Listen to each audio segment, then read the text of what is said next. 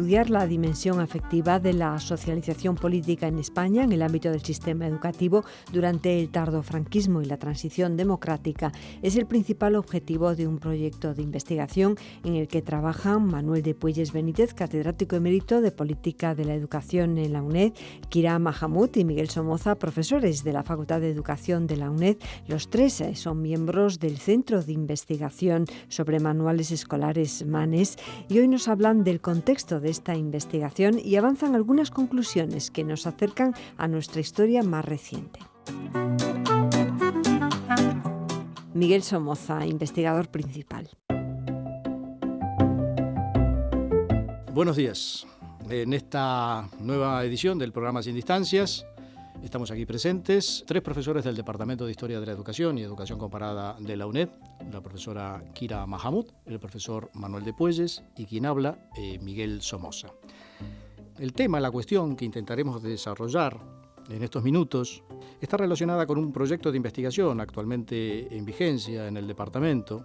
Este proyecto de investigación se llama La dimensión afectiva de la socialización política, emociones y sentimientos en los manuales escolares de la transición democrática española. ¿Por qué este tema? ¿Y por qué las emociones? ¿Y por qué la socialización política? La cuestión surge de un proyecto de investigación anterior, que había sido dirigido por la profesora Gabriela Ossenbach. El proyecto anterior se llamaba Ciudadanía, Identidades Complejas y Cultura Política en los manuales escolares españoles desde la sanción de la Constitución hasta el año 2006, en el año en el cual se implanta una nueva asignatura que era Educación para la Ciudadanía y los Derechos Humanos. Algunas de las conclusiones de este proyecto de investigación nos llevaban a lo siguiente. Detectamos que la concepción de ciudadanía que era predominante en los manuales escolares del periodo investigado era la concepción liberal y que se ponía énfasis en los aspectos cognitivos, pero muy poco en los aspectos afectivos. Y esta cuestión era importante porque las emociones son, digamos, lo que nos permite, son actitudes que motivan, son elementos que motivan la conducta de los sujetos.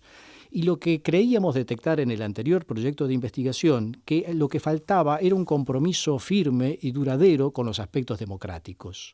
En la cuestión de la formación de la ciudadanía, en la formación política de la ciudadanía, abundaban, incluso sobreabundaban aspectos descriptivos, aspectos que tenían que ver con la descripción y con el funcionamiento de las instituciones. Pero no se aludía, o se aludía muy poco, al compromiso firme de los ciudadanos con el sistema democrático y con los valores democráticos.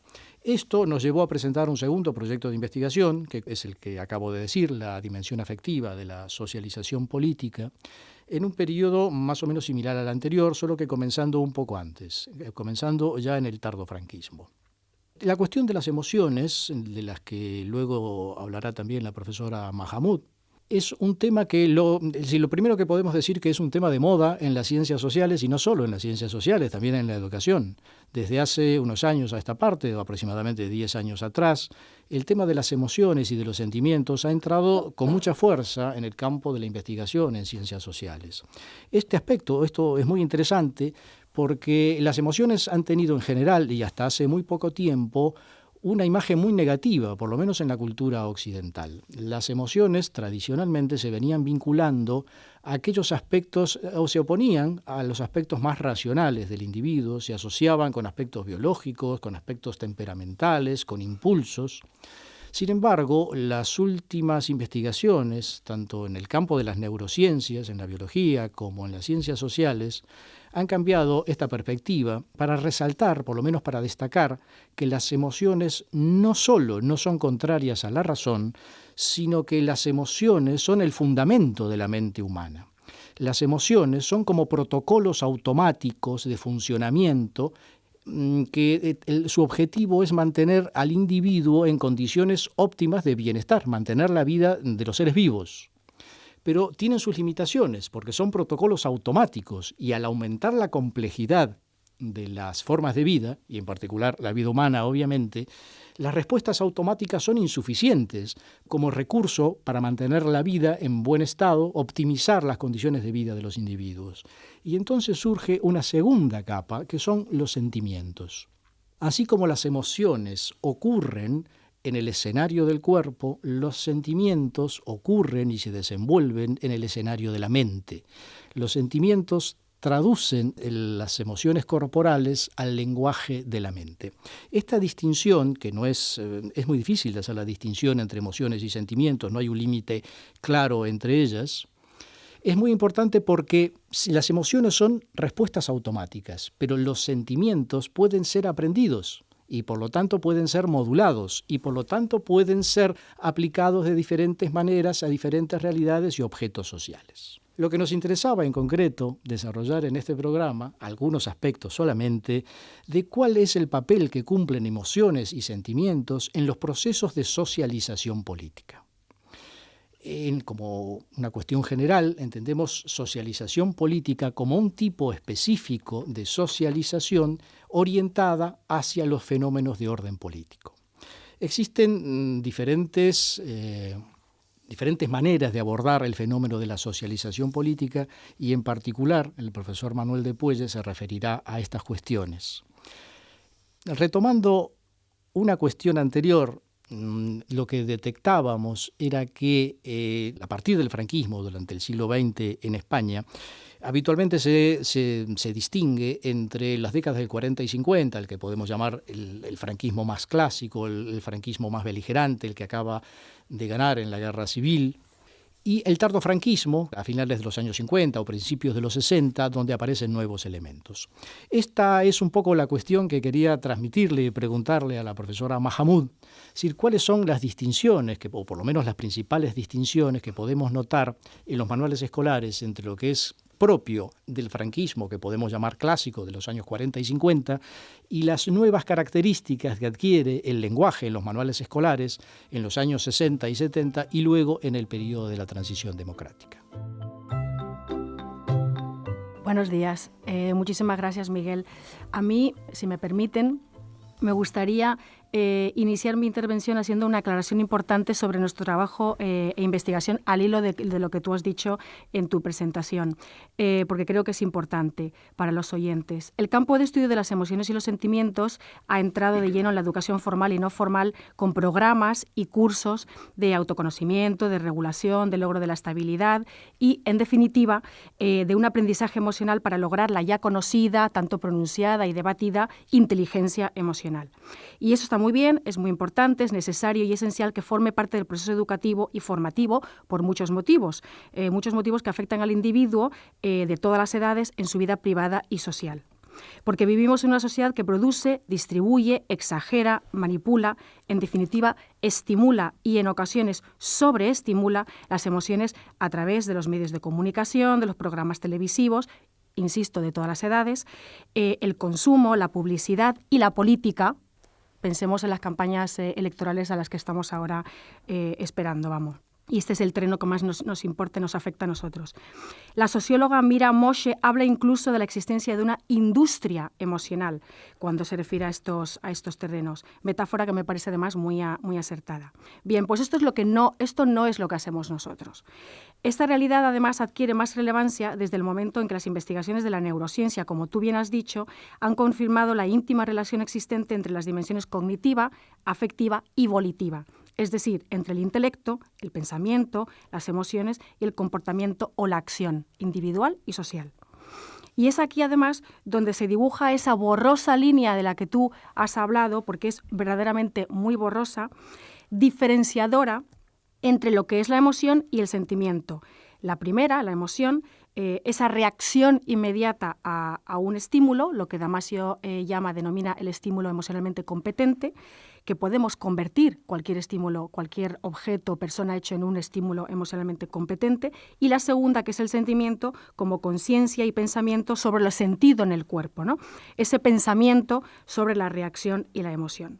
Sin embargo, para nosotros, como científicos de la educación, como historiadores o politólogos, nos interesa otro enfoque de estudio más sociológico, que vincula las emociones y su aprendizaje no ya con contextos culturales, no exclusivamente con los contextos culturales, sino también a la estructura social y al poder. Eso es lo que a nosotros realmente nos interesa en este proyecto de investigación. Sentimientos de superioridad e inferioridad en función de jerarquías y de posiciones de seguridad, de indefensión. y este enfoque no está reñido con el anterior, sino que son complementarios. Yo creo que era importante aclarar estas dos líneas de investigación que son complementarias y se necesitan, pero que nosotros estamos situados en la segunda, ¿no? En este enfoque. Yo creo que es muy pertinente la aclaración. Y ya que la profesora Mahamud ha hecho esta aclaración, quizás sea conveniente preguntarle ahora al profesor Manuel de Puelles, digamos, ¿a qué llamamos socialización y en particular a qué llamamos socialización política y cuál es la importancia que pueden tener los sistemas educativos en estos procesos de socialización política? Buenos días aquí al personal en general, ¿no? Tengo la voz un poco tomada porque estoy muy acatarrado, ¿eh? Como todos, o como casi todos. Casi todos. Y todas. Bueno, vamos a ver. El proceso de socialización, frente a lo que tú decías hace un momento, de que estamos en una moda académica, que es el impacto de las emociones, la socialización como proceso es tan vieja como el mundo. El término lo acuña Durkheim, el sociólogo francés, en el primer tercio del siglo XX, y hace referencia a un proceso que opera todos los grupos sociales, el clan, la tribu, en los feudos en la etapa medieval, las sociedades modernas, los estados, y es que todas las generaciones adultas tratan y consideran que es necesario educar a las generaciones infantiles y adolescentes en la forma de vida, la cultura en definitiva, que tiene una sociedad determinada, que puede ser, pues ya decíamos, desde la horda primitiva hasta el Estado moderno, el Estado nacional. Y este es el proceso de socialización que desde entonces pues es un término absolutamente clásico de la sociología moderna, ¿no? Pero ese proceso de socialización admite distintas variantes. Uno sería el más común, que es la aculturación, que se llama. Cómo las jóvenes generaciones se incorporan a la sociedad y cómo asumen las pautas y los modos de vida y las formas de vida de esa sociedad. Hay una variación que es la socialización política. La socialización política, desde los años 60, hizo fortuna, hay también modas, hizo fortuna el famoso libro de Almond y Verba, los americanos, que decía que la socialización política es la introducción a la cultura política. Claro, la cultura política la definían como un conjunto de ideas, valores, creencias, emociones, sentimientos que impregnan todo lo que en aquella época se llamaba el sistema político. El sistema político es una invención en el sentido clásico de David Easton, que es una nueva categoría que abarca más que el régimen político, que era la fórmula tradicional. Bueno, pues la cultura política es la introducción en las nuevas generaciones de una serie de elementos que constituyen el sustento y el fundamento de una sociedad política. Y ahí se distinguían varias cosas. ¿Quiénes son los agentes de transmisión de esa cultura política? Pues no vamos a hablar de ello, pues está la familia, la escuela, que algo hablaremos, el grupo de iguales cuando son adolescentes, los medios de comunicación. Hoy habría que hablar de las redes sociales, Twitter y demás historias, ¿no? Todo eso son agentes de socialización política. La socialización política, normalmente la buena, entre comillas, no es la de los manuales, no es que vaya a tirar piedra contra mi tejado, porque yo también he estado mucho en esta historia de los manuales, pero la buena es lo que los sociólogos llaman la socialización política latente, frente a la manifiesta. La manifiesta, en este caso, serían los manuales escolares. Sería la educación para la ciudadanía como asignatura. Pero la latente es la que va formando la generación de niños y niñas sin que ellos apenas se den cuenta. Por ejemplo, ¿cómo se socializan políticamente los niños en la familia? Pues no porque el padre les lance un speech en la sobremesa todos los días, sino porque el padre y la madre comentan tal acontecimiento político. Ha abdicado el rey Juan Carlos I. Pues no sé qué, el otro opina no sé cuánto. Y los niños o adolescentes están allí escuchando Luego ya cuando son más mayorcitos intervienen. O, por ejemplo, yo lo he hecho con mis hijos y lo he hecho con mis nietos. El día de las elecciones yo los llevo. Primero llevé a mis hijos y ahora cojo a mis nietos y digo, todos tienen que venir con el abuelo a votar. Ellos no saben lo que es votar. Y yo no les digo lo que es votar, pero ellos lo viven. Eso es socialización política. Saben, intuyen que hay algo importante ahí y yo cuando preguntan le digo, bueno, vamos a elegir a los que nos van a gobernar. Y eso cada 4 años vas socializando política. Bueno, esto es la familia, es un agente importantísimo de socialización política. La escuela, pues está todo el tema de la socialización política manifiesta.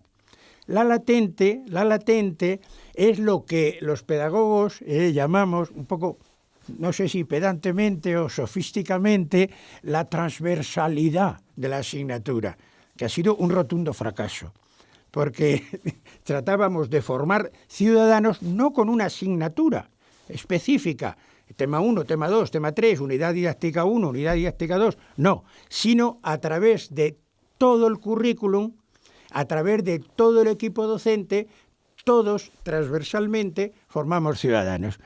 Bueno, eso ha fracasado rotundamente porque, entre otras cosas, en España no tenemos equipos docentes homogéneos, estables, y equipos docentes que de verdad traten de poner en marcha un proyecto educativo, sino que uno explica geografía, el otro explica filosofía y el otro explica matemáticas, y le importa 3 cominos cualquier otro tema. Bueno, dicho esto, lo importante en la socialización política, puesto que estamos hablando de la socialización política manifiesta, es averiguar qué valores, qué ideas, qué sentimientos y qué emociones se transmiten en la escuela.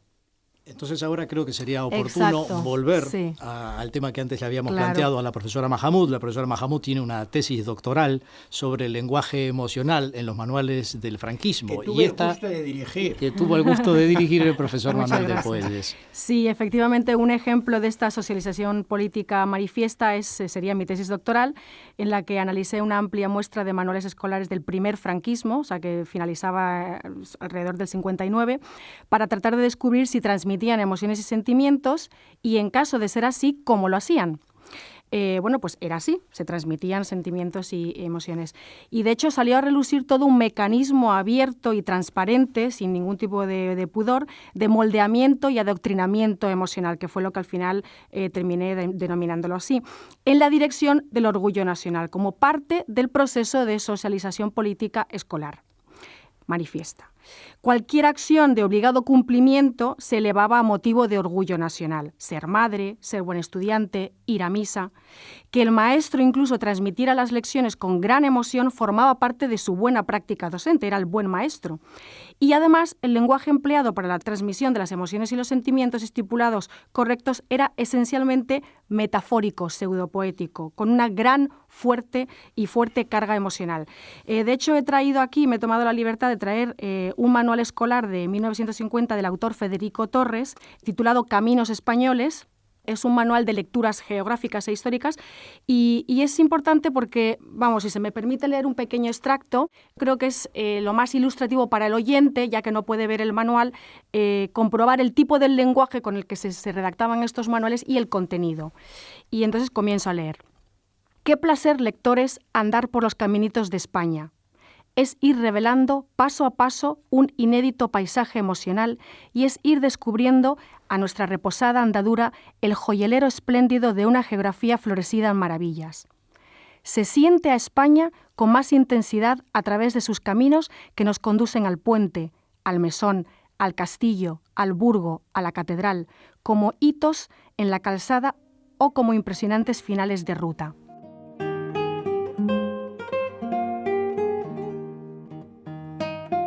Se aprecia el lenguaje emocional y poético. Pero ocurre que las emociones y los sentimientos en el resto de los manuales escolares que se debían sentir no eran libres ni eran espontáneos, sino que eran impuestos desde arriba.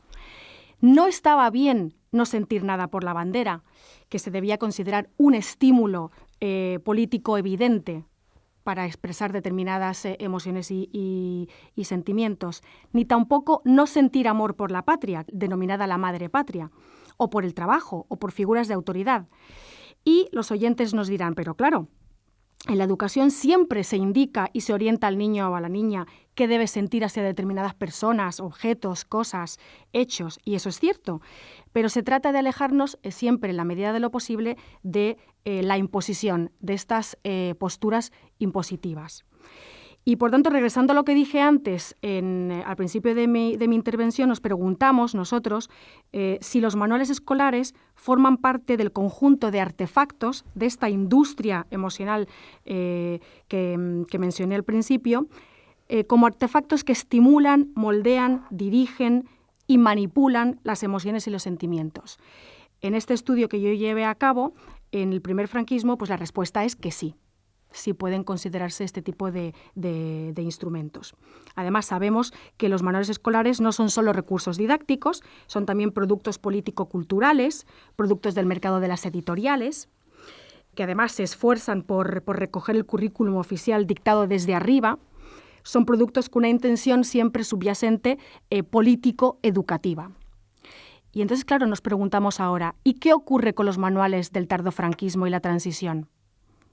Porque continuar el análisis de la dimensión afectiva de la socialización política, de la que hablaba antes el profesor Manuel de Puelles, en la siguiente etapa del franquismo, nos revela que a la vez hay algunos manuales que mantienen una continuidad con estos textos como el que acabo de leer, y por otro lado hay una ruptura con la exaltación y la intensidad de la emoción transmitida en el primer franquismo.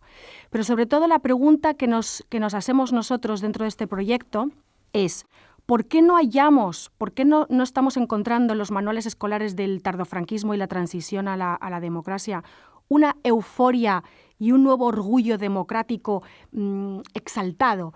¿Por qué no existe esa misma intensidad emocional que habíamos encontrado en el primer franquismo? O por el contrario, una crítica feroz al régimen dictatorial como algo que es una fuente de vergüenza en nuestra historia política de España.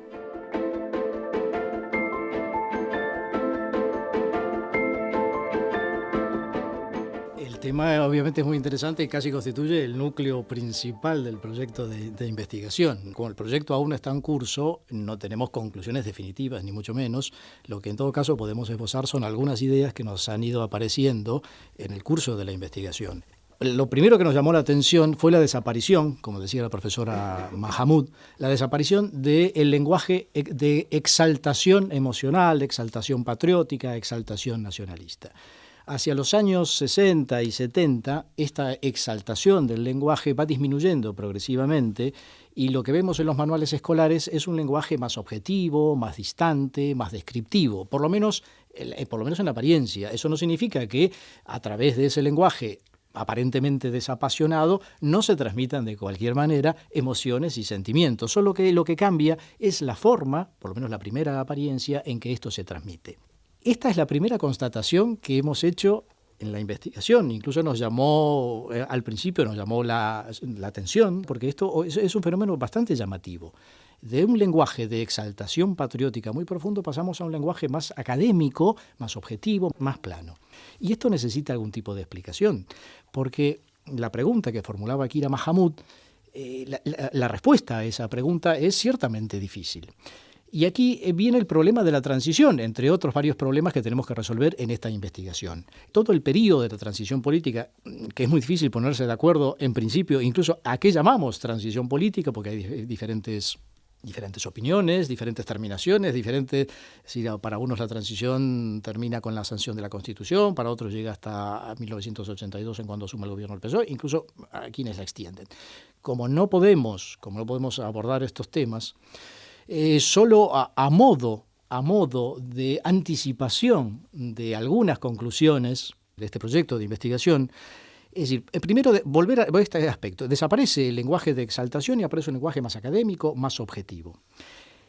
Una de las cuestiones que más nos interesan también es lo que el profesor Manuel de Puelles llamaba socialización latente. ¿Qué cosas se dicen sin decir? ¿Qué cosas dicen los manuales escolares de la transición, del tardofranquismo, sin decirlo expresamente? Es decir, ¿cuál es una de las funciones de la socialización política? Es la legitimación del estado de cosas existente. Hay que dar razones por qué la realidad política que vivimos es buena y está justificada, porque si no los ciudadanos entrarían en un proceso de inquietud social por lo menos. Una de las cuestiones que aparentemente vamos detectando es que cambian los principios de legitimación del poder político. Así como en el franquismo clásico los principios son la esencialidad nacional católica, aparentemente los principios legitimadores en los manuales de la transición, sobre todo, pero que ya comienzan en los manuales del tardofranquismo, tienden a incluir un nuevo principio legitimador que es el desarrollismo, el desarrollo económico. Ya no se pone tanto el énfasis en los deberes, como hace el lenguaje exaltado nacional patriótico, sino que este énfasis desaparece y aparece, yo no llamaría énfasis, pero aparecen nuevos indicios de principios legitimadores. En la transición hay desarrollo económico, hay movilidad social y por lo tanto los sentimientos que antes apelaban, por ejemplo, al miedo, a la angustia, a la culpa incluso, ahora parecen volcarse en otra orientación que tiene más que ver con la ilusión y con la esperanza de un proceso de modernización. Por lo tanto, en primer lugar, va desapareciendo la pobreza terrible, la escasez, la miseria de las décadas del 40 y 50, y hay acceso a nuevos bienes materiales. Y hay movilidad social ascendente. Habiendo movilidad social ascendente, aparentemente los manuales intentan transmitir la idea al conjunto de los niños y adolescentes de los periodos obligatorios del sistema educativo de que estamos ante un proyecto nuevo y las emociones que quizás se transmiten son un nuevo tipo de orgullo, ya no por la defensa de la patria, sino por participar en un proyecto de crecimiento, de desarrollo, de incorporación a Europa, de modernización económica, social y política, del pasaje de la dictadura a la democracia. Entonces, estos son simplemente anticipaciones, lo que acabo de decir. Evidentemente hay otros aspectos. Y en todo caso, dejamos planteadas estos interrogantes porque el tiempo de radio se nos acaba. Como esto lamentablemente es así, yo creo que solo nos queda por proponer en todo caso un nuevo programa de radio cuando tengamos ya conclusiones más definitivas, más sólidas que podamos defender en un programa. Por ahora anticipamos esto, agradecemos la presencia de la profesora Mahamud y del profesor Manuel de Puelles. Miguel Somoza, que es quien les habla, también agradece a los oyentes y se despide.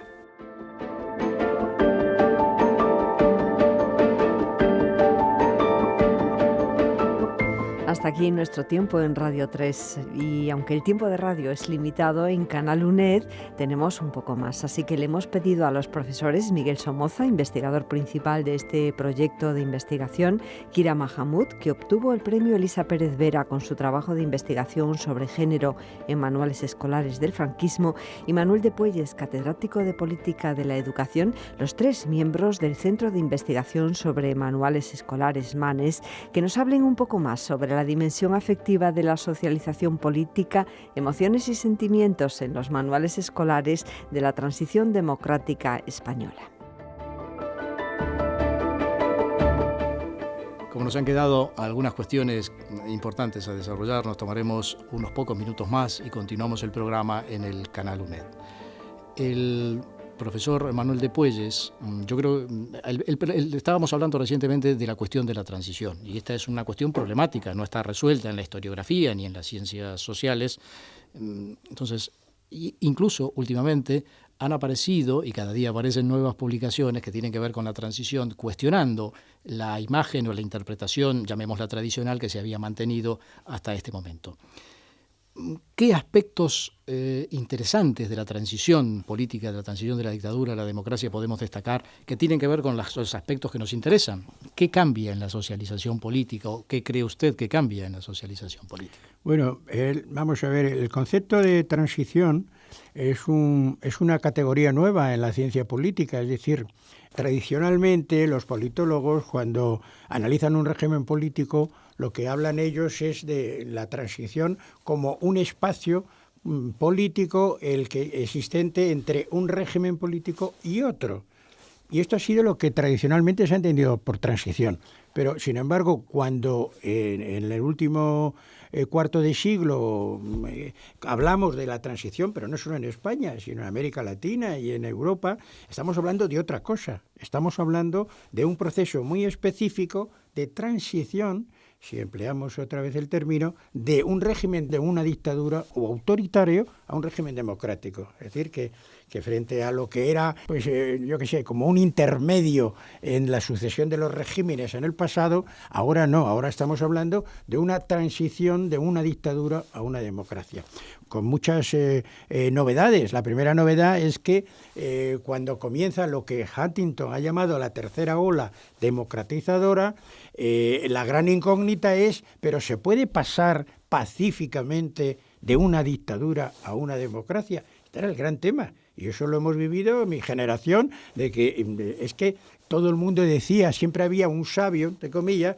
que decía, las últimas oleadas de las dictaduras son sangrientas, es decir, las dictaduras llegan con sangre y se marchan con sangre. Se estaba negando que pudiera haber un proceso pacífico de transición de la dictadura a la democracia. En el caso español esto era así. Bueno, pues esto se demostró que era posible, no sin grandes convulsiones, porque las hubo, que esto es forma parte del mito de la transición, como una cosa muy ordenada, muy sistemática. Bueno, hubo mucho de improvisación, hubo mucho de apoyo mutuo, incluso de facciones ideológicas enfrentadas. Bueno, ese no es el tema ahora. Pero centrándonos entonces ya en ese concepto de que es transición como paso pacífico de un régimen autoritario a un régimen democrático, ahí ha ocupado un papel importante, o debió de ocupar un papel importante, la cultura política. La cultura política, como sabéis, tiene tres grandes orientaciones. Tiene una orientación cognitiva, de transmitir conocimientos acerca del régimen político, cómo funciona el régimen, cuáles son sus instituciones, cuáles son las reglas de juego. Ese elemento cognitivo que en una escuela se da simplemente por la lección del maestro, del profesor, o el manual escolar. Se están describiendo lo que es la democracia en este caso. Luego hay una orientación afectiva, y aquí intervienen ya los sentimientos y las emociones. ¿Cómo formamos ciudadanos demócratas? Pues para eso hay que avivar lo que los clásicos llamaban la virtud democrática. Es decir, no se nace demócrata, uno se hace demócrata. Y entonces, ¿cuál es la aportación de la escuela a la formación de los demócratas? Probablemente el aspecto más débil de todo el proceso de la transición. Y luego, finalmente, ya no solamente se educa en los conocimientos y en los sentimientos, sino un elemento muy importante es la orientación valorativa, que es una orientación evaluadora, enjuiciadora, de formar demócratas críticos. O sea, no se trata de adoctrinar ideológicamente, aunque ahora los valores fueran los valores democráticos, sino un enjuiciamiento de lo que son los regímenes democráticos y los sistemas democráticos. ¿Qué es lo que ha pasado en la transición española? Pues a mi modo de ver han pasado varias cosas. Primero, como consecuencia de que eso lo decía muy bien Kira Mahamud, de una exacerbación de las emociones patrióticas, de la exaltación de la nación española, nación elegida por Dios, por la providencia, etcétera. Como una consecuencia de todo eso, cuando se producen los primeros pasos de la transición, hay como un pudor a hablar de la nueva nación española. No se habla de España, se habla del Estado español. No se habla de que los ciudadanos deben de participar en la vida democrática porque es el interés común y eso implica un sentimiento de pertenencia, un sentimiento de lealtad a unos valores, a un régimen político, y eso se observa en los propios manuales de los primeros años de la transición, que es un lenguaje un poco liso frente al lenguaje franquista, que suenan las trompetas y los violines cada vez vez que se habla de la madre patria, aquí el sonido es liso, aquí es como yo he dicho alguna vez, es como hay un pudor, una vergüenza de decir, no, hombre, tenemos que formar también patriotas democráticos, por supuesto, pero bueno, hay un concepto de patria, un concepto de nación moderno, no el concepto franquista, y todo eso aparece desleído en los primeros manuales de la transición. Por tanto, ahí hay un déficit, en mi modo de ver, un déficit emocional, y lo vimos en los manuales de educación para la ciudadanía, donde apenas había referencia a esta orientación afectiva de sentimiento de pertenencia, de sentimiento de lealtad hacia un sistema democrático que nos devolvió a los españoles la libertad, los derechos básicos, etcétera, etcétera. Un posible elemento explicativo sería precisamente esto que acabas de mencionar, es simplemente destacarlo. Esa especie de pudor es al mismo tiempo un intento, aparentemente, de diferenciarse, un elemento de diferenciación respecto del régimen, de ruptura con el régimen franquista. Por lo menos en este aspecto tan llamativo, es decir, frente al lenguaje de exaltación nacionalista y patriótico del franquismo, ahora se adopta un lenguaje más neutro, más descriptivo, más académico, incluso que es lo propio de las ciencias sociales y de los manuales escolares, donde no hay una intención expresa, manifiesta, de adoctrinamiento, sino un propósito de ofrecer conocimientos para que los alumnos vayan entrando en el conocimiento de estos temas. Hay otro aspecto que no podemos ahora destacar, y es que en la socialización política, una de las variantes es lo que se llama también la socialización política latente o indirecta, donde no hay una alusión directa a los fenómenos políticos, pero sí alusiones a otro tipo de fenómenos, de acontecimientos, de personajes, de actores históricos y sociales que pueden tener valor luego para ser aplicados a los fenómenos políticos. Por ejemplo, un caso típico de estos ejemplos es cómo se presentan las figuras de autoridad. Las figuras de autoridad de todo tipo, como son los padres, los gobernantes, hasta los médicos, los curas, todas figuras que tengan capacidad de ejercer autoridad sobre niños y adolescentes. El tipo de relación que se propone en los manuales escolares respecto de las figuras de autoridad puede luego ser fácilmente trasladado a los fenómenos específicamente políticos. Cómo se presentan los héroes, los padres de la patria, los reyes, los caudillos, los próceres. Es una forma indirecta de construir también y de proporcionar orientaciones políticas. Y este es uno de los aspectos que no hay tiempo de desarrollar aquí, pero que es también uno de los aspectos que analizamos en esta investigación sobre los manuales escolares. La figura de los monarcas, de los reyes, de los caudillos militares, de los generales que han ganado batallas, generan indicios por lo menos de elementos a valorar positivamente en la relación entre dirigentes y dirigidos. Y esto es un aspecto también muy, muy importante y muy interesante en la investigación.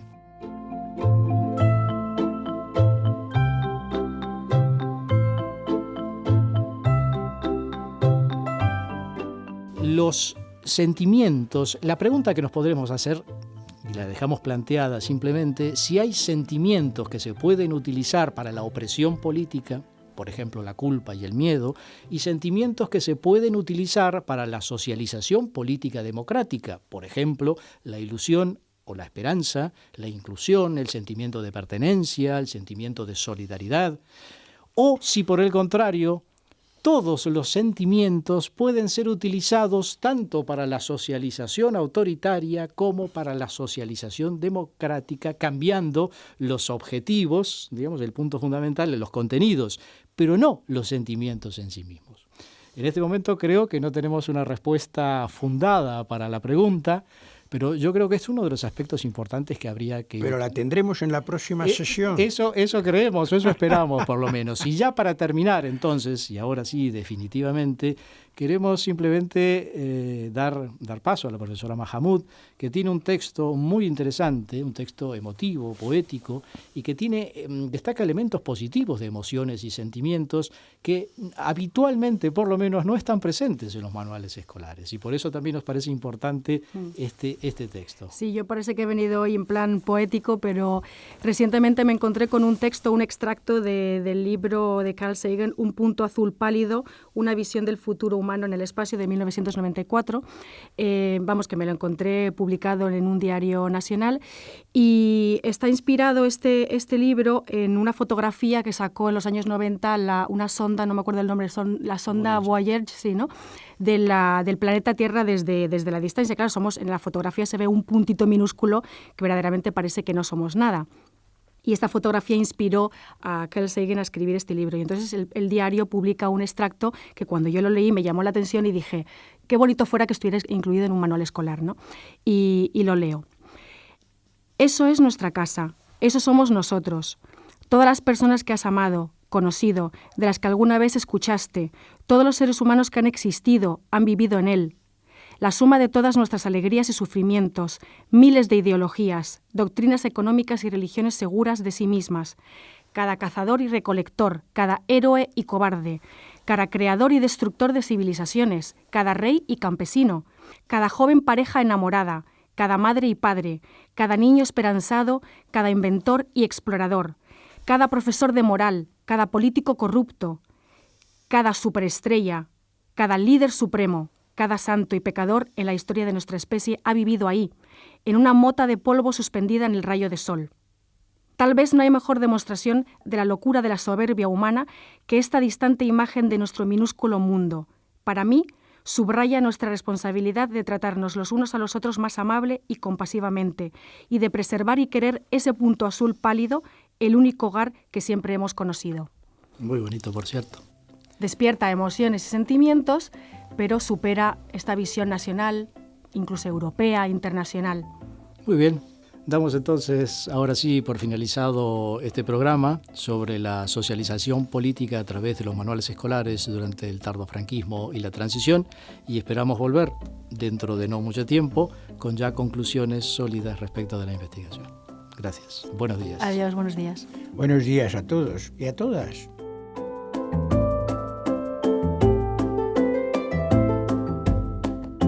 De la socialización política a través de los manuales escolares durante el tardofranquismo y la transición nos han hablado los profesores del Departamento de Historia de la Educación y Educación Comparada de la UNED, Miguel Somoza Rodríguez, Kira Mahamud Angulo y Manuel de Puelles Benítez, en el marco del proyecto de investigación sobre la dimensión afectiva de la socialización política, emociones y sentimientos en los manuales escolares de la transición democrática española. Un proyecto de investigación en el marco del Centro de Investigación sobre Manuales Escolares, MANES.